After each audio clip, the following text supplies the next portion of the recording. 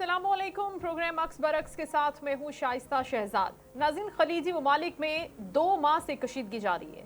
अमरीका ने जंग से बाहर निकलने का इंदिया दिया है, मगर इसराइल ईरान के साथ जंग को जारी रखने पर अभी तक बज़िद है।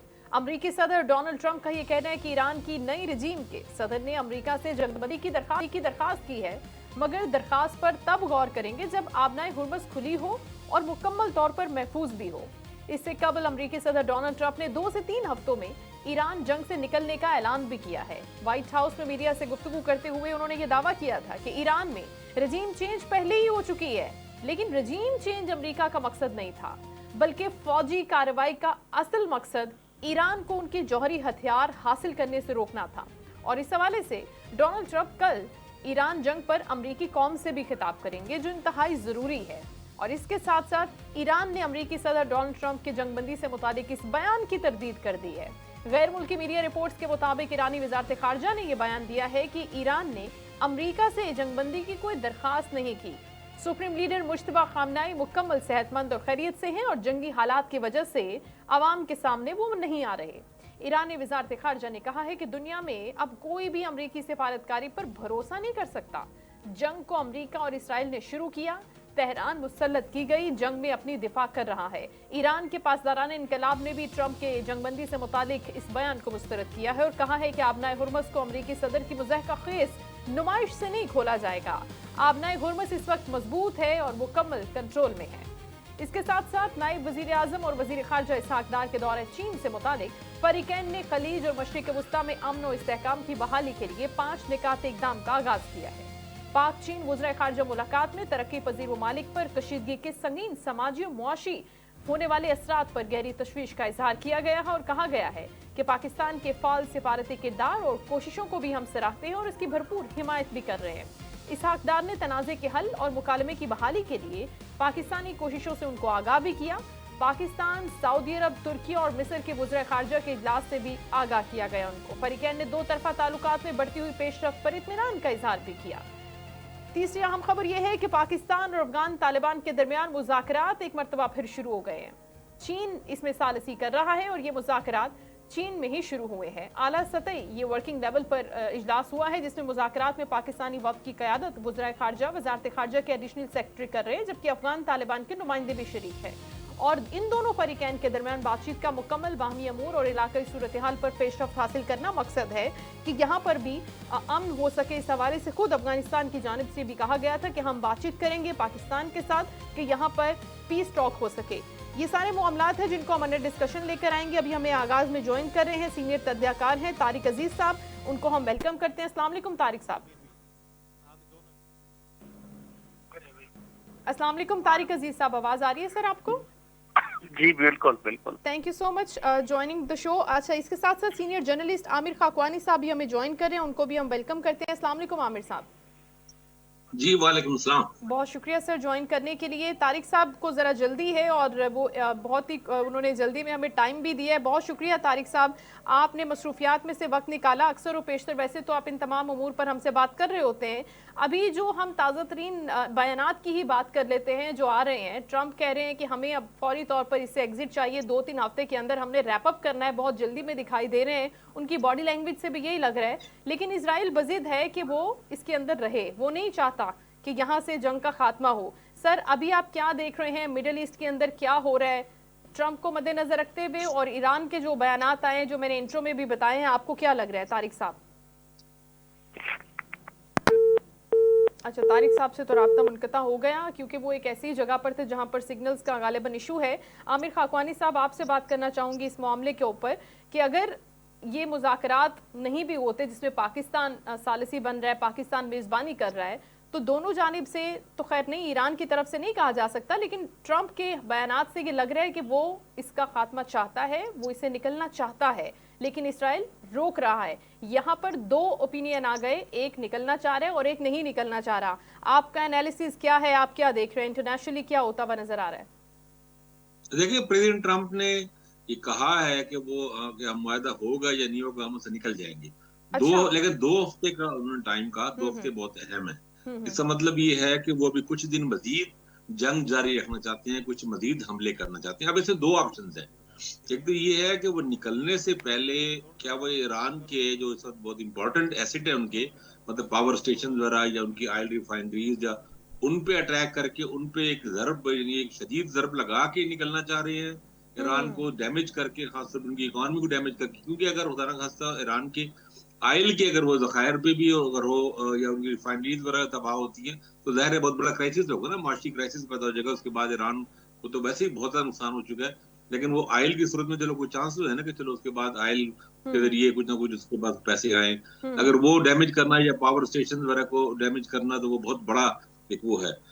वो दूसरी ऑप्शन ये है कि अमेरिका ये चाह सकता है या इसराइल तो यकीनन चाहता है कि अरब ईरान जंग शुरू हो जाए। अच्छा। और वो ऐसे हमले करें ईरान पे, ऐसी जगहों पे करें कि ईरान जवाबी तौर पे सऊदी अरब में ना करे। ऐसा हो, ये बहुत ही वर्स्ट सिनारियो होगा, लेकिन ऐसा हो सकता है कि एक मफरूजे की तरफ बात कर रहा हूँ कि ईरान पे हमले इस तरह के हों कि ईरान जवाब में सऊदी अरब में भी और अरब अमारात में, कतर में, कुवैत, बहरीन, 5 मुल्कों में खासतौर पे कि उनके भी ऑयल के पे या पावर स्टेशन पे या खासतौर पे वाटर के जो पानी का, जो कि वहां तो जरा को पता है समंदर का पानी है, डेजर्ट से सारा, जी तो जी। वो जो पानी के प्लांट लगे हुए हैं उन पे अगर वो करें तो फिर वो एक बहुत ही शदीद, क्योंकि अभी तक उन्होंने बहुत तहम्मुल से काम लिया है और इसमें कोई शक नहीं, ईरान ने मजमूई तौर पे कई हजार ड्रोन बनते हैं। अगर आप कैलकुलेट करें ना सबको, 1,000 से ज्यादा ड्रोन तो उन्होंने सऊदी अरब पे फेंके हैं और उससे भी काफी ज्यादा अरब अमारात पर है और बाकी सब मुल्कों पर हैं।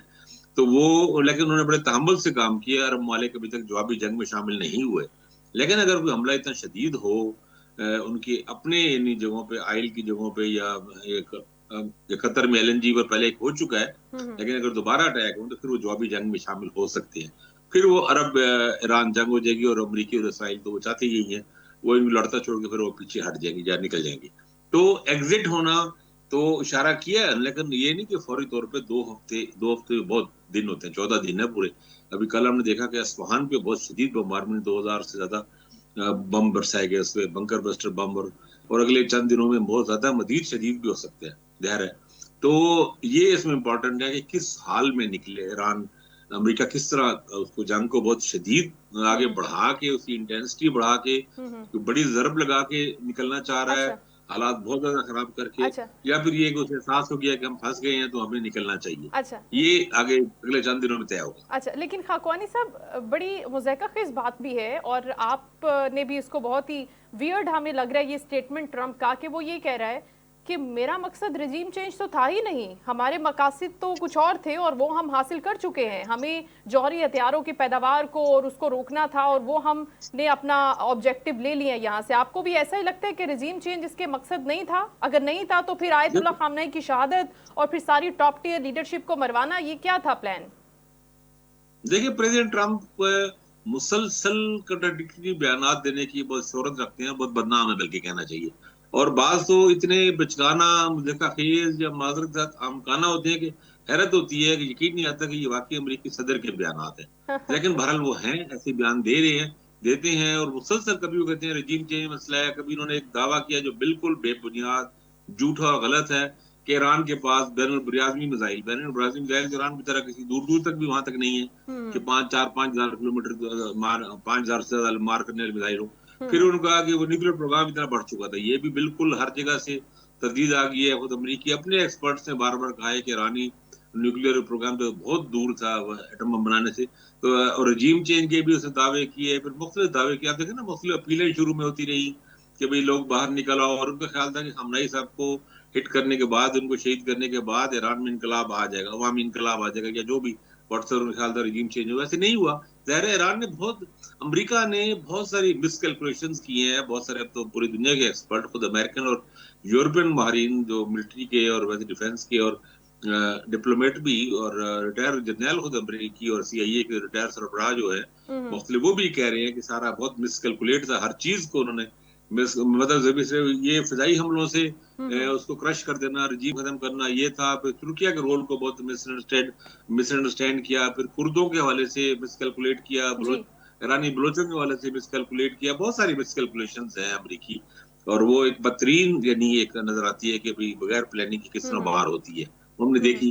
जाहिर है उसको बहुत नुकसान हो रहा है। तो ये सारी चीजें सामने ही है हमारे। जी। लेकिन इसके साथ साथ अगर हम ये देख रहे हैं कि पाकिस्तान यहाँ पर पीस टॉक की बात कर रहा है, यहाँ पर एक अलग डिबेट है खित्ते के अंदर हमारे पास, हमारे हमसाया मुल्क में, कि यहाँ पर पाकिस्तान का ऐसा कोई रोल ही नहीं है। हालांकि ट्रंप चाहता है कि पाकिस्तान इसके अंदर फ्रंट फुट पर आकर बात करे। दीगर ममालिक भी हैं साथ में, चाइना भी है, रशिया भी है, तुर्किया भी है, और भी ममालिक हैं जो चाहते हैं कि यहाँ पर अब बात हो जाए, कि जंग का खात्मा हो जाए, सीज फायर की हम बात कर लें। सर, पाकिस्तान के रोल को क्यों इतना डाउट किया जा रहा है आमिर खाकवानी साहब? इसकी क्या मेजर रीजन आपको नजर आ रही है? देखिए, सिर्फ जेलसी ही वाहिद वजह है। इंडियंस का तो समझ आता है ना, वो तो तिलमिला रहे हैं बहुत, और उनको समझ नहीं आ रही। हम इंडियन मीडिया देखें तो वहां पे बहुत ज्यादा बहस हो रही है, बहुत से लोग तंज कर रहे हैं वहां पे ना। जो अपोजिशन के लोग हैं, कांग्रेस के लोग हैं, या मुख्तलिफ जो रिटायर्ड डिप्लोमेट्स हैं, आर्मी के लोग हैं, उनकी एजेंसीज के लोग हैं, बहुत क्रिटिसाइज कर रहे हैं, बहुत सख्त क्रिटिसाइज कर रहे हैं मोदी गवर्नमेंट की पॉलिसियों के। इंडिया बिल्कुल एक पार्टी बन गई, नतीजे में वो एक मीडिएटर का रोल, जो एक बड़ा रोल अदा करने से वो महरूम है और बिल्कुल कॉर्नर हो गया। तो वो तो वहां गुस्सा समझ आ रहा है। पाकिस्तान में कुछ लोगों का ये कहना मेरी समझ से बाहर है, शायद उन लोगों को जो लोग पाकिस्तान में मौजूदा रजीम के मुखालिफ हैं, या PMLN वगैरह के पोलिटिकल मुखालिफ हैं, या मतलब क्या एस्टेब्लिशमेंट से उनके मुखालफत है, ये क्या वो भी इस रोल को कमतर करने की कोशिश कर रहे हैं। रोल पाकिस्तान का बड़ा इंपॉर्टेंट। और देखें, जब आप सालिसी का किरदार अदा करते हैं तब आप पार्टी ना हो तभी कर पाते हैं ना। अगर पाकिस्तान एक पार्टी होता है, किससे सालिस मानना था? क्योंकि ये बड़ी एक्सपेक्टेशन थी आमिर साहब के पाकिस्तान जो कंडेम करेगा तो किस लेवल पर आकर करेगा। पाकिस्तान की फॉरेन पॉलिसी को बड़ा वाइट एंड ब्लैक में होना चाहिए, ये भी कहा जा रहा था। इसके ऊपर बहुत सारी डिबेट हो रही थी। आमिर साहब अभी हमें ज्वाइन कर रहे हैं, सीनियर एनालिस्ट हैं, सीनियर जर्नलिस्ट हैं, माजिद निजामी साहब, उनको भी शामिल गुफ्तगू करते हैं, वेलकम करते हैं। अस्सलाम वालेकुम निजामी साहब। जी वालेकुम सलाम। बहुत शुक्रिया माजिद, आपने वक्त दिया। अभी हम आमिर खाकवानी साहब से यही डिस्कशन कर रहे हैं कि अगर अभी ट्रंप का स्टेटमेंट ये आया है कि 2 से 3 हफ्ते में रैप अप करना है, निकलना है, लेकिन इसके साथ साथ इसराइल इस बयान की या इस एक्ट की मुखालफत करता हुआ हमें नजर आ रहा है, तो फिर वो ये भी कह रहे हैं कि हमें जो ऑब्जेक्टिव चाहिए था वो तो हमने ले लिया, फिर जंग को कंटिन्यू क्यों करना है? खाकवानी साहब कह रहे हैं कि एक अच्छा खासा डैमेज जरूर देना चाहते हैं वो ईरान को। आप भी ऐसे ही सोचते हैं कि अभी इसको प्रोलॉन्ग करने का इसराइल का यही मकसद है, या पसे पुश्त कुछ और भी चीजें चल रही हैं जो अपेरेंटली वो नहीं एडमिट करना चाह रहे, नहीं दुनिया को बताना चाह रहे? सर जी बहुत शुक्रिया। मेरी राय में पाकिस्तान के अंदर जो मौजूदा सियासी सूरत हाल है उससे बाहर निकलते हुए अगर हम ईरान, अमेरिका और इसराइल की जो एक ट्राइएंगल है इस पर बात करें तो ये चीज वाज़े होती है कि इस सारे मामले के अंदर इसराइल के मकासद इसलिए बहुत मुख्तलिफ हैं क्योंकि उसने पिछले कुछ सालों में मशरिक वस्ता के अंदर अपनी तमाम तर मुखालिफ कुव्वतों को एक टफ टाइम दिया है। और अगर हम एक तरफ से शुरू हो फलस्तीन, गजा से, उसके बाद हिजबुल्लाह की मिसाल हमारे सामने मौजूद है, शाम की, लबनान की मिसाल मौजूद है, इसी तरह उर्दन जो है वो कोई बड़ी मुजाहमत नहीं कर रहा, इराक के अंदर जो ईरानी हमदर्द मौजूद थे उनको खासा नुकसान हुआ है। तो ये एक पूरी कॉन्टिन्यूएशन है जिसके बाद इसराइल ये समझता है कि अब उसका एक आखिरी मामला जो है यमन से होता हुआ ईरान पे आ गया है। तो अब ईरान को वो कट टू साइज करना चाहते हैं और वो अपने जो लार्जर इंटरेस्ट है उसको देख रहे हैं, जबकि अमेरिका इस सारे मसले में ईरान के मुखालिफ तो है, लेकिन अमेरिका इसके साथ साथ मशरिक वस्ता में जो अरब ममालिक हैं, सऊदी अरब, बहरैन, कतर, UAE, उनकी पॉलिसीज को भी बगौर देख रहा है। और इसके साथ साथ वो ये भी सोच रहा है कि इस सारे मामले को किस तरह से किसी क्लोजर तक पहुंचाया जाए, क्योंकि जो बूट्स ऑन ग्राउंड का ऑप्शन है वो तो फिलहाल नहीं सोचा जा रहा। तो अगर ऐसा नहीं होगा तो फिर ऐसा कौन सा सोल्यूशन होना चाहिए कि जिससे इस सारे मसले को हल करके निकला जाए।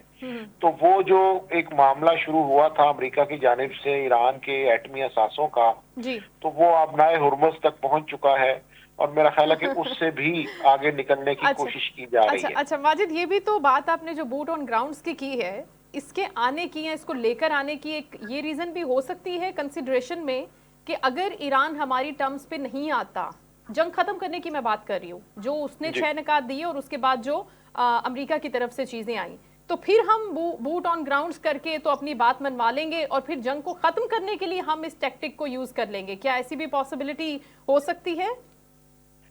देखिए, ईरान के मामले से पहले हमें दो चीजों पर नजर डालना होगी। एक अफगानिस्तान में अमेरिका की आमद और इराक में अमेरिका की आमद। इन दोनों चीजों में हमारे पास कुछ ऐसे एविडेंस मौजूद हैं कि जिसके अंदर पूरी एक बैकग्राउंड के तौर पे माहौल बनाया गया। अच्छा। अक़वाम मुत्तहिदा को इन्वॉल्व किया गया, इल्जामात लगाए गए। फिर यह है कि दोनों ममालिक के अंदर कुछ ना कुछ ऐसे एलिमेंट मौजूद थे कि जिनको अमेरिका ने सपोर्ट किया और उन्होंने वहां पर मौजूद लोगों के खिलाफ एक जंग का या मुजाहमत का आगाज किया।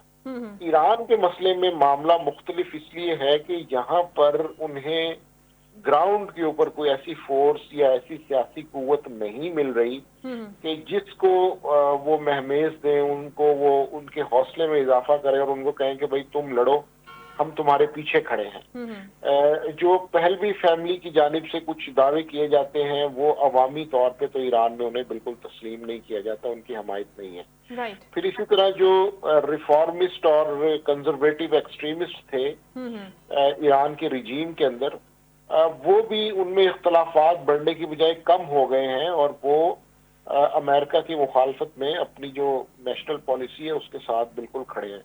तो बूट्स ऑन ग्राउंड की पॉलिसी में सबसे बड़ा मसला ये है कि वहां पर ऐसी कौन सी जमीनी कुव्वत होगी कि जिसकी बुनियाद पर अमेरिका वहां पर आएगा या उनके साथ मिलकर मुजाहमत करेगा।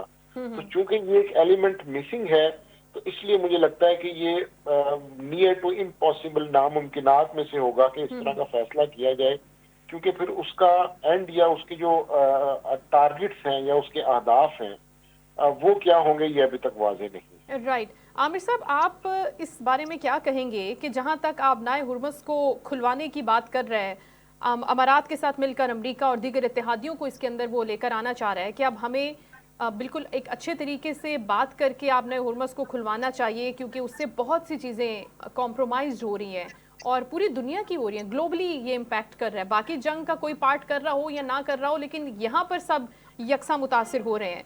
इस बात में आपको लगता है कि थोड़ी सी भी ताकत है उनकी इस चीज़ में, उनके बाजू में, कि वो इत्तेहादियों को मिलाएं, बातचीत करें और आबनाए हुर्मुज़ को ताकत के जरिए ईरान से खुलवा लें या बातचीत के जरिए, क्योंकि इसके अंदर वो फ्रांस को और दूसरे मुल्कों को भी लेकर आना चाह रहा है?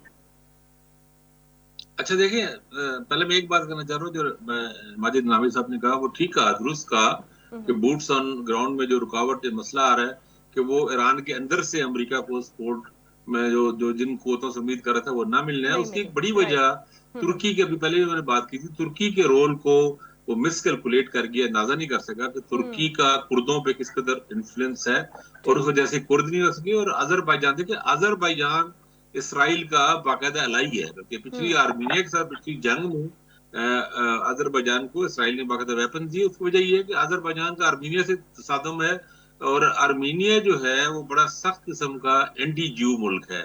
वो वहाँ पे ऑर्थोडॉक्स हैं, बहुत सख्तगीर किस्म के, और उनका पुराने उनके ज्यूज के साथ उनके बहुत से मसाइल है, चीजें। तो लेकिन उनका ख्याल ये था कि अजरबैजान के जरिए आजरी जो है वो कम्युनिटी के लोग, उनकी बरादरी के लोग आजरी, वो लोग भी शामिल हो जाएंगे। लेकिन तुर्की का भी और पाकिस्तान का भी अजरबैजान से बहुत अच्छा ताल्लुक है। ये दिलचस्प सूरत हाल है भैया के वक्त पाकिस्तान और तुर्की के साथ भी और अजरबैजान को इसराइल से भी। तो खैर तुर्की ने अपने इन्फ्लुएंस इस्तेमाल करते हुए अजरबैजान को भी बीच में पार्टी होने से रोका है। ये भी एक बड़ी अहम बात है। तो इस वजह से तो बिल्कुल सपोर्टिव में से। बाकी आपने अपना एयरबस की बातें देखी, फौजी यहाँ से ताकत का ताल्लुक है। अमरीका अगर अपनी ताकत से उसको नहीं खुलवा पा रहा तो बाकी इत्तेहादियों उनके मतलब क्या हो, मतलब मैं कहना तो नहीं चाहता क्या बिद्दी का शोरबा, लेकिन वो बेचारे अरब मुल्कों के पास या किसी उनके पास क्या मतलब जो नेटो के, चलो आप वो अगर वो चाह रहे थे ना बरतानिया को या उन लोगों को इन्वॉल्व करना तो चलो समझ आती है, उनके पास एक बरतानिया एक बड़ी नेवी है, दुनिया की एक वो एक ताकतवर नेवी है, तो वो तो चलो बनता था हिसाब किताब, या यूरोपियन मुल्कों से या नेटो के और मुल्क, जब वो भी कोई नहीं साथ दे रहा तो ये क्या करना है उसमें, मेरा नहीं ख्याल किसी। और बात करनी है तो अपना हरमज पे ईरान से बात करनी पड़ेगी उनको, और आसान नहीं है क्योंकि ईरान के पास कई टैक्टिक्स ऐसी हैं जिससे वो एक वो खास तौर पे नीचे वो माइंस अगर वो बिछा दें या कोई बहुत सारी कई चीजें ऐसी कर सकते हैं जिससे सूरत और गंभीर हो जाए, और वो फिर पता लगे कि उसको सफाई में और क्लियर करने में कई महीने लग जाए, तो क्रश बहुत बढ़ सकता है। तो वो चाहते हैं तो ये है अमेरिकन यकीनन। अब ट्रम्प ने एक बात ये भी कही है ना, प्रेसिडेंट ट्रम्प ने, कि हम जब चले जाएंगे तो अपना एयरबेस खुल जाएगी। तो वो एक लिहाज से बात है, इस लिहाज से इंटरेस्ट बात ठीक है। जाहिर है अमेरिकन जब अगर यहाँ से विड्रॉल होता है आर्मी का, तो ईरान खोल देगा, ईरान ज्यादा अपना टोल लगा देगा, अपना उसे पैसे कमाने का जरिया बना देगा, और वो यकीनन लगाएगा। और अब दुनिया तैयार हो जाएगी देने के लिए कि ठीक है चलो जी, कोई पैसा आए तो चलो एक वो शुरू तो हो, ट्रैफिक शुरू हो ना, मामला चल आना जाना शुरू हो चीजें। तो बहरहाल जो भी होगा ईरान के बगैर नहीं हो सकता। तो अपना हरमुज़ का मामला ईरान ने देखिए इस वार से पहले ही हम लोग भी जब जैसे लोग, हम तो आम मतलब एक जर्नलिस्ट है ना, आम एनालिस्ट है। अब जो ये तो ज़ाहिर बहुत ही हाई लेवल की इन्फॉर्मेशन उनके पास, अमेरिकन के पास होनी चाहिए थी। हम लोग भी ये बात लिखते थे कि ईरान के पास ये बड़ी ऑप्शन है और बड़ा खतरनाक हथियार होगा अगर उसने अपना एयरबेस बंद कर दी तो। लेकिन वो अमेरिकन ने बिल्कुल ये प्रेसिडेंट ट्रंप की नाहली की और नालायकी की इंतहा देखी कि उन्होंने इसको प्लान ही नहीं किया कि ईरान ऐसा करता है तो हम क्या करेंगे। उनके पास कोई प्लान, लगता है ऐसा ही यही है, काउंटर प्लान है ही नहीं ना, इस वजह से इतना बड़ा क्राइसिस पैदा हो चुका है। तो वो बदसमती है दुनिया की, सुपर पावर जो दुनिया की इतनी बड़ी सुपर पावर है उसका सरबराह एक बिल्कुल आकबतना देश, बिल्कुल बेवकूफी की हद तक, बस क्या कहूँ, जो भी सारे लोग हैं, नेशनल चैनल है, अब क्या कहें यहाँ पे। लेकिन वो बहुत ही अफसोसनाक है, बहुत ही मायूसकन है ये सारा जो भी हुआ है। माजिद, आप भी इसी तरह से देखते हैं कि पूरी कैलकुलेशन हुई है इस मामले के अंदर ट्रंप की तरफ से? जाहिर है उकसाया तो इसराइल ने, पीछे सारी वर्किंग उसी की थी, लेकिन जो सामने आया वो अमेरिका आया, और उसके बाद सारी चीज़ें उस तरह से नहीं हुई जैसे उन्होंने प्लान की थी, बजाय सिवाय उन चंद शहादतों के, और फिर रजीम चेंज के ऊपर वो जैसे चाह रहे थे वैसा रिस्पांस भी नहीं आया। दुनिया से भी इंटायरली, जैसे उसको नेटो से कोई उम्मीद थी, वैसी सपोर्ट नहीं मिली। अब अगर हम बाद की बात करते हैं, ठीक है, पीस टॉक हो जाती है, ये सीज फायर भी हो जाती है, आपना हुरमस भी पार्शियली खुल जाती है विद कंट्रोल एंड एवरीथिंग, तो उसके बाद जो डायनेमिक्स हैं वो तो चेंज होंगे ना। यहाँ पर शिफ्ट ऑफ पावर तो होगा, ब्लॉक्स तो चेंज होंगे, उसके अंदर फिर अमेरिका की वो जो एक तड़ी थी या जो चौधड़ाहट थी, आप देख रहे हैं कि उसके अंदर कमी आएगी, वहां पर भी उसको थोड़ा सा बैकफुट पे जाना पड़ेगा। माजिद, देखिए इस मामले में अमेरिका की दो जो अटेम्प्ट्स थी उनको देखना होगा। एक तो वेनेजुएला में जो उन्होंने कार्रवाई की, और उससे पहले शाम के अंदर जो एक हुकूमत का तख्ता उल्टा गया। तो मुझे लगता है कि इन दो मिसालों के बाद उनकी असेसमेंट ये थी कि यहाँ पर वो अपने मकासद को जल्द हासिल कर लेंगे। लेकिन ईरान ने अपनी अस्करी ताकत के अंदर जो अदम मरकजियत, डिसेंट्रलाइजेशन बनाई थी और मुख्तलिफ लेयर्स में अपनी लीडरशिप को तकसीम किया था, उससे ईरान के डिफेंस को नुकसान तो हुआ है, लेकिन जिस नुकसान की तवक्को की जा रही थी वो नहीं हुआ, और उनकी जो ऑपरेशनल स्ट्रेटेजी है वो मौजूद रही है और उन्होंने उसके अकॉर्डिंगली रिएक्ट भी किया है। तो इस वजह से मेरा ख्याल है कि डोनाल्ड ट्रंप की एक प्रेस कॉन्फ्रेंस में एक रिपोर्टर ने भी ये सवाल किया था कि क्या ऐसा नहीं होना चाहिए कि अमेरिका अपनी विक्ट्री अनाउंस करके ये जंग खत्म कर दे। अच्छा। तो उस पे उन्होंने बिल्कुल इस तरह का मंदी का इजहार किया था कि हाँ हम जंग जीत चुके हैं और अब देखना ये है कि इसको कब क्लोज किया जाता है। तो मेरा ख्याल है कि अमेरिका इसी तरह का कोई बहाना अपनाएगा और कोई इस तरह की लॉजिक देगा कि चूंकि डोनाल्ड ट्रंप हमारे सामने है कि वो एक गैर मुतवाज़िन शख्सियत के हामिल हैं, तो वो हो सकता है कोई इस तरह का अजीबोगरीब नुक्ता निकाल के तो इसका इख्तिताम करें। जिस तरह इससे पहले उन्होंने एक बयान दिया कि जी ईरान के अवाम तो मुझे ही अपना हेड बनाना चाहते हैं। तो इसको क्या कहेंगे, इसको क्या कहेंगे, इसको डिलूजनल नहीं कहेंगे, हम क्या कहेंगे इसको? जी मैं तो उन्हें पहले दिन से गैर मुतवाज़िन शख्सियत कहता हूँ कि जिनके बयानात पर यकीन करना मेरा ख्याल है खासा मुश्किल हो जाता है। तो वो ऐसा ही कोई बहाना तख्लीक करेंगे और उसके बाद ये ऐलान कर देंगे अमेरिका फतह हासिल कर चुका है और हम ईरान से निकल रहे हैं इस सारे मामले से। तो इसी तरह की कोई चीज जो है उनकी जानिब से। अब देखिए ना, जो धमकी इन्होंने बूट्स ऑन ग्राउंड्स की दी है उसके ऊपर अब्बास इराक्ची साहब के जो बयानात आ रहे हैं वो कह रहे हैं कि हम पहले से ज्यादा तैयार हैं, अगर आपने जमीनी जंग हमारे साथ करनी है तो फिर हम आपको पहले से ज्यादा डबल जवाब भी देंगे। तो ये भी चीजें उनको नजर आ रही हैं कि यहाँ पर हम इनको तोड़ नहीं पा रहे हैं, हमारे पास जितनी भी ताकत है, जितनी भी चीज़ें हमारे पास है, हम हर तरह से टेक्नोलॉजी में और हर तरह से वेपन्स में हर तरह से आगे हैं, लेकिन यहाँ पर हम उस तरह से अपने मकासद हासिल नहीं कर पा रहे। अच्छा, coming towards the Afghan and Pakistan के जो मुज़ाकरात हो रहे हैं चाइना के अंदर, इसके हवाले से माजिद हम बात करना चाहेंगे कि इसके अंदर चीन सालिसी है। आपको लग रहा है कि इन मुज़ाकरात से नतीजा खेज कुछ निकल सकता है?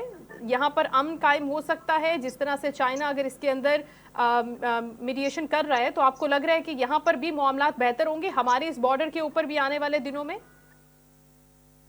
देखिए, ये मामला इम्पोर्टेंट इसलिए है कि फिलहाल अफगान तालिबान और पाकिस्तान की जानिब से इसकी कोई बाज़ाब्ता तस्दीक या तरदीद नहीं की गई, लेकिन जो बैनुल-अक़वामी खबर रसां इदारे हैं वो इस चीज को मुसलसल रिपोर्ट कर रहे हैं और वो ये भी कह रहे हैं कि इस मामले के अंदर दोनों मुल्कों के नुमाइंदे चीन में मौजूद हैं।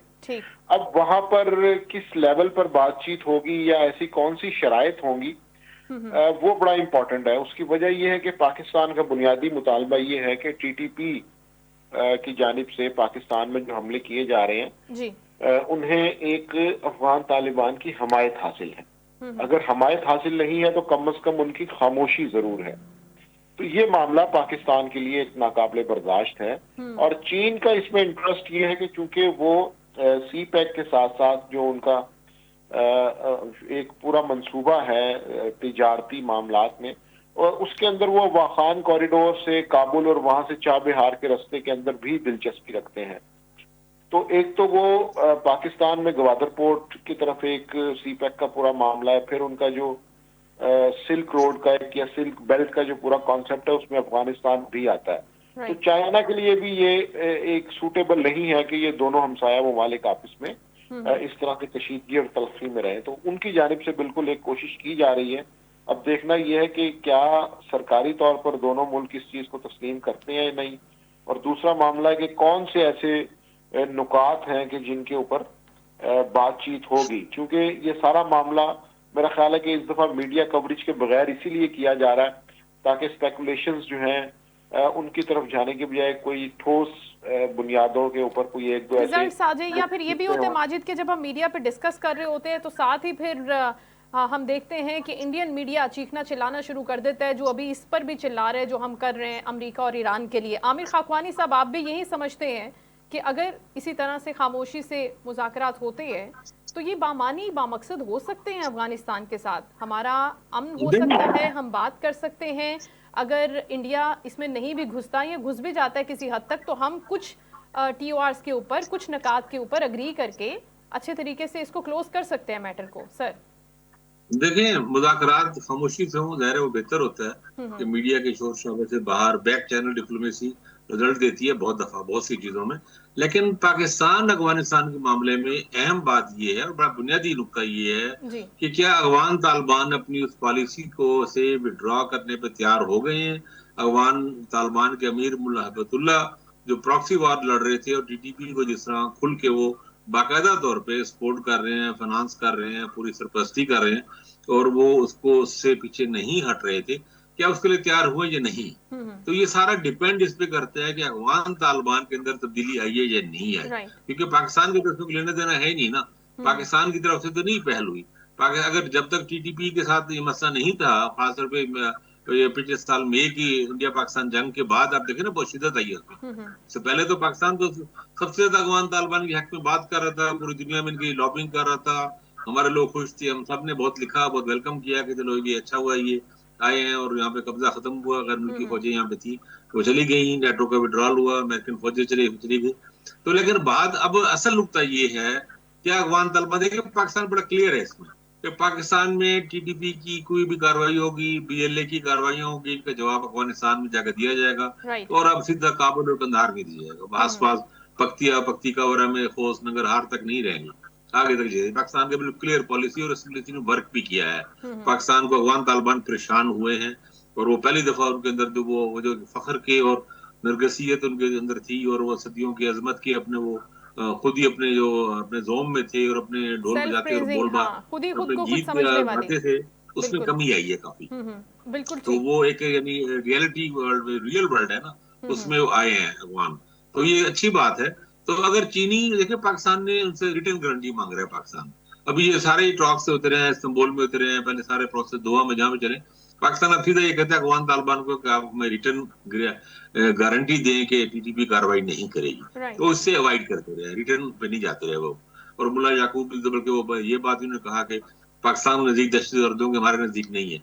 तो भाई अगर चीनी भी इसमें सालिस हो तो पाकिस्तान का चीनियों से भी यही मुतालबा है अगर उन्होंने टीटीपी ने यहाँ कार्रवाई की तो चाहे सालस्टीनी हो चाहे अमेरिका ने जो भी हो, पाकिस्तान वहाँ कार्रवाई करेगा। जवाब ये देगा। पाकिस्तान की बड़ी क्लियर पॉलिसी है सर, बहुत मजबूती से हमारे अदारे, हमारी फौज, हमारी सारा सब एक ही पेज पर है और बिल्कुल क्लियर है। सो इट्स हाँ, गुड फॉर अगर देम चीनी कि अगर इन्फ्लुएंस की वजह से, हाँ बिल्कुल ठीक आमिर साहब, लेकिन इट्स गुड फॉर देम कि अगर वो बाज आ जाते हैं, ये उन्हीं के फायदे की बात है ना कि देखिए अगर उनको चाइना से भी जैसे हमें फायदा हो रहा है, चाइना को हमसे फायदा हो रहा है, तो ये एक म्यूचुअल वो चीज है। और अगर वो लेना चाहते हैं फायदा, या फिर अगर वो हिंदुस्तान के उसके ऊपर ही चलना चाहते हैं, प्रॉक्सी बनकर चलना चाहते हैं, तो ये उनका डिसीजन है, वो करें।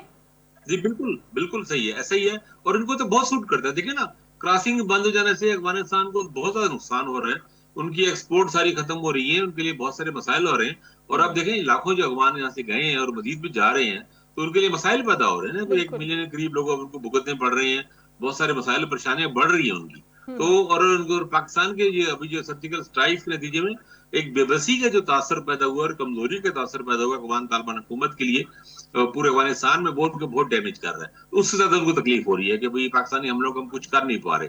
लेकिन अब एक पॉइंट और भी ध्यान में रखिएगा, जी। क्या अफगान तालिबान ये वक्फे की खातिर तो नहीं कर रहे कि भाई एक वक्फा लिया जाए कुछ और बाद में इंडिया के लिए एयर डिफेंस की कोशिश करें या और कोई वेपन लेने की कोशिश करें। तो इस तरह का कोई ऐसा तो नहीं है। ये बात इंपॉर्टेंट होगी। हाँ, ये इसको भी मद्देनजर रखना होगा। बिल्कुल ठीक कह रहे हैं आमिर खाकवानी साहब, बहुत शुक्रिया आपके कीमती वक्त का। माजिद निजामी बात कर रहे थे हमसे, आपका भी बहुत शुक्रिया। इससे पहले तारिक अजीज साहब ने हमें ज्वाइन किया था। आप तीनों मेहमानों का बहुत शुक्रिया शिरकत करने के लिए। प्रोग्राम में गुफ्तगू कर रहे थे इन करंट मामलात के ऊपर, डोनाल्ड ट्रंप के हालिया बयान पर और ईरान के आने वाले जवाब के हवाले। साथ साथ हमने बात की कि जो चाइना के अंदर मीडिएशन हो रही है पाकिस्तान और अफगानिस्तान के मैटर को लेकर, विच इज़ वेरी इंपॉर्टेंट, कि यहाँ पर भी हम देखेंगे कि इस बॉर्डर के ऊपर भी अगर अमन होता है और अगर अफगानिस्तान को ये बात समझ में आती है कि पाकिस्तान के अंदर आकर किसी भी प्रॉक्सी के थ्रू किसी भी तरीके से अगर इस्तेमाल करने की कोशिश की जाती है और यहाँ पर पीस को डिस्ट्रॉय करने की कोशिश की जाती है, यहाँ पर टारगेट किया जाता है अमन को, तो पाकिस्तान उसका जवाब हर हाल में देगा। और पाकिस्तान यही चीज़ टेबल करेगा चाइना के सामने या किसी भी प्लेटफॉर्म के ऊपर, चाहे वो दोहा में बैठा हुआ है, चाहे वो तुर्की में बैठी हुई कोई भी मुज़ाकरात की कमेटी हो सकती है। ये सारी सूरत हाल थी नाज़रीन अब तक की। उम्मीद करते हैं कि कल इंशाल्लाह आपसे दोबारा मुलाकात होगी। शो का वक्त खत्म हुआ, अपना ख्याल रखिएगा। अल्लाह हाफ़िज़।